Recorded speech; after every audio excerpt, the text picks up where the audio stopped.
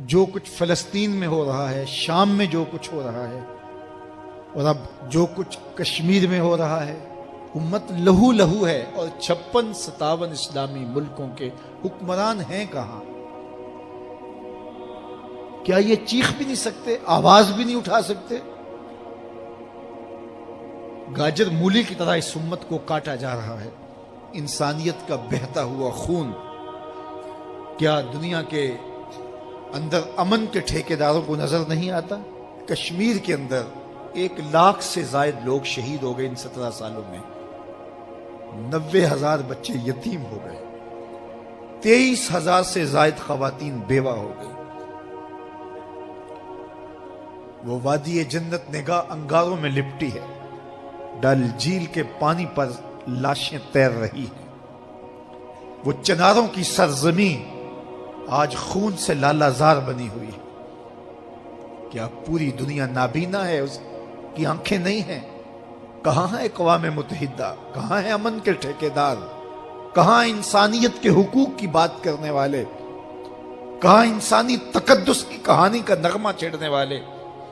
جو بلیوں اور کتوں کے حقوق پر تنظیمیں بنائے ان کے حقوق کی بات کرتے ہیں، آج انسانیت کا یہ لٹتا ہوا قافلہ انہیں کیوں دکھائی نہیں دیتا؟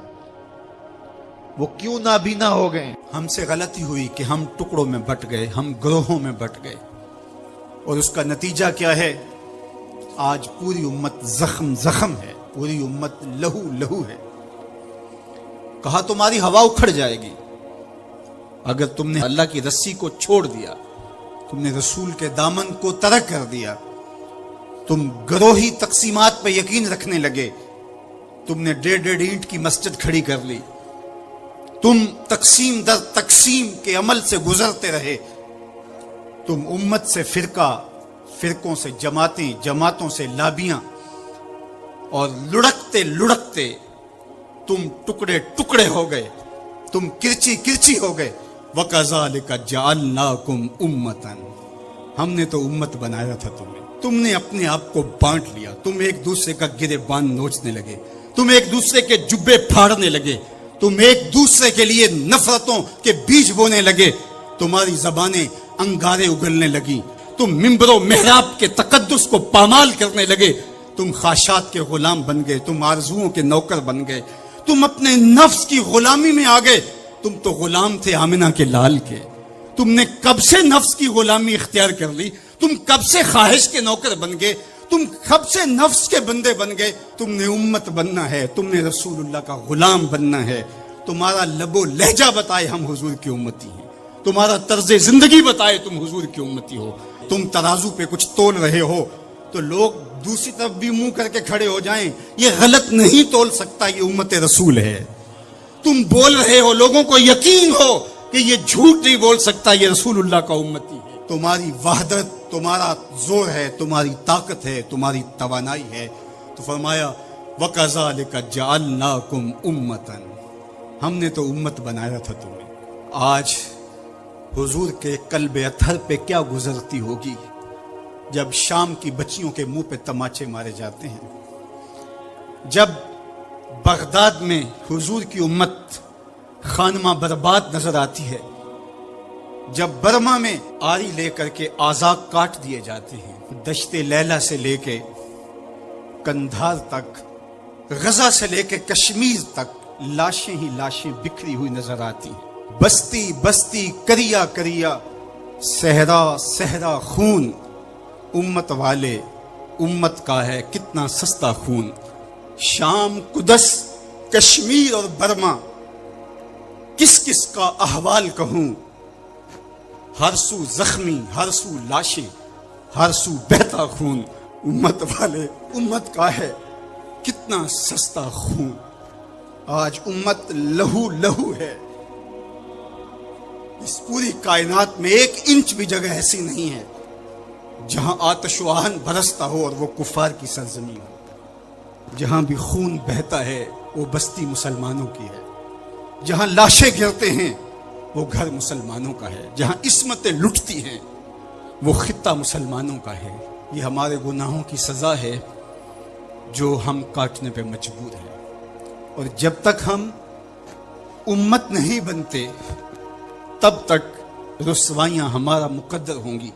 قوت عشق سے جب دہر میں اجالا نہیں ہوتا تو پستیوں کو بلندیوں سے بدلنے کا کرینہ آپ نہیں سیکھ سکتے. نام محمد کو تھام کر کے امت کی وحدت کے تصور کو اجاگر کر کے حضور کا پاکیزہ وجود جو امت کی وحدت کا ضامن ہے اس سے بے لوث محبت کا رشتہ اور الفت کا ربط جب تک مضبوط نہیں ہوتا تب تک ہم ان مشکلات سے کبھی بھی نہیں نکل سکتے. ہزار فلسفے تراش لیں, ہزار منطقیں بگھار لیں, لیکن کوئی نتیجہ نہیں ہوگا. تمہیں نتیجہ تب ہی ملے گا جب حضور کے قلب اطہر کو آرام پہنچاؤ گے, جب امت بن جاؤ گے, جب حضور علیہ السلام سے وابستگی اپنا شعار زندگی بنا لو گے, تو پھر دہر میں اجالا اور روشنی حضور علیہ السلام کے نام کے صدقے سے نصیب ہوگی, اور تقدیر کا قاضی تمہاری سزائیں معاف کر دے گا, اور پھر نتیجہ تمہارے سامنے اس صورت میں نمودار ہوگا کہ تم بحر و بر کے مالک ٹھہرو گے, اور کائنات کے اندر حضور کے ساتھ وفا کے رشتے کے نتیجے کے اندر لوح بھی تمہارے ہاتھ میں ہوگا, قلم بھی تمہارا ہی مقدر ہوگا. لیکن شرط یہ ہے کہ تم صحیح معنی کے اندر امت بن جاؤ. وَأَنْتُمُ الْعَالَوْنَ إِن كُنْتُم مُؤْمِنِينَ. یہ میرے رب کا وعدہ ہے اور میرے رب کے وعدے سچے ہوتے ہیں.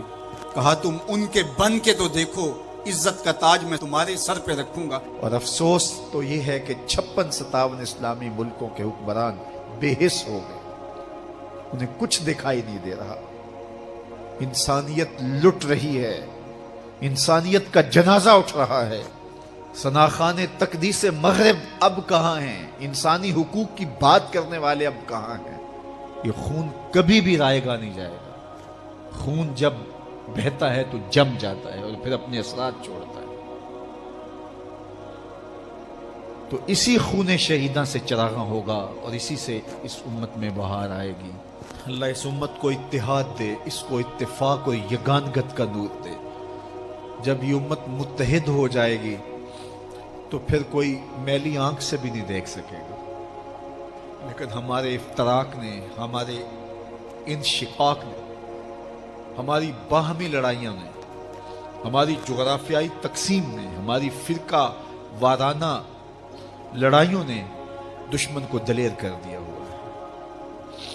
آج حکمران صرف اپنے سطحی مفاد کے لیے, صرف سطحی مفاد کے لیے امت کا بہتا ہوا خون گوارا کر رہے ہیں. کتنا نازک دور تھا اس امت پر, اور ہم کیا کر رہے ہیں اور کیا کرنے جا رہے ہیں.